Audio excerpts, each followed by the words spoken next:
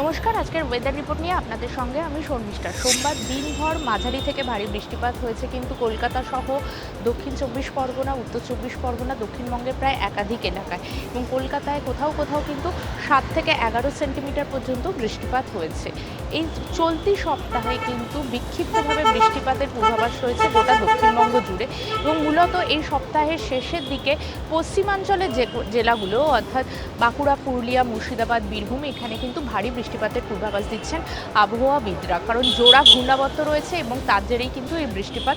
এবং পাশাপাশি বুধবার, বৃহস্পতিবার কিন্তু হাওড়া, হুগলি, দক্ষিণ 24 পরগনাতেও ভালো বৃষ্টিপাতের পূর্বাভাস রয়েছে। কোথাও কোথাও 30 থেকে 40 কিলোমিটার বেগে ঝোড়ো বাতাস বইবে।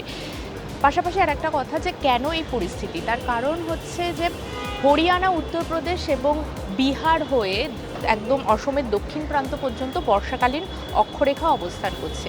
পাশাপাশি উত্তর পূর্ব বিহারে কিন্তু একটি ঘূর্ণাবর্ত রয়েছে এবং যেটা সমুদ্রতল থেকে 3.1 কিলোমিটার উপরে অবস্থান করছে এবং এর পাশাপাশি বাংলাদেশের ওপরেও আরও একটি ঘূর্ণাবর্ত অবস্থান করছে, যেটি সমুদ্রতল থেকে উপরে 5.8 কিলোমিটার রয়েছে।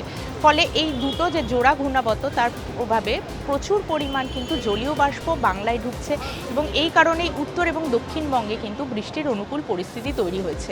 দক্ষিণবঙ্গে বিক্ষিপ্তভাবে বৃষ্টিপাত হলেও কিন্তু উত্তরবঙ্গে চলতি সপ্তাহে ভারী বৃষ্টিপাতের পূর্বাভাস দিচ্ছেন আবহাওয়াবিদরা। উপরের দিকের 5টি জেলা অর্থাৎ দার্জিলিং, কালিম্পং, জলপাইগুড়ি, আলিপুরদুয়ার এবং পাশাপাশি 2 দিনাজপুর, মালদাহ কিন্তু বিক্ষিপ্তভাবে ভারী বৃষ্টিপাত হতে পারে, তেমনটাই বলছে আবহাওয়া দপ্তর।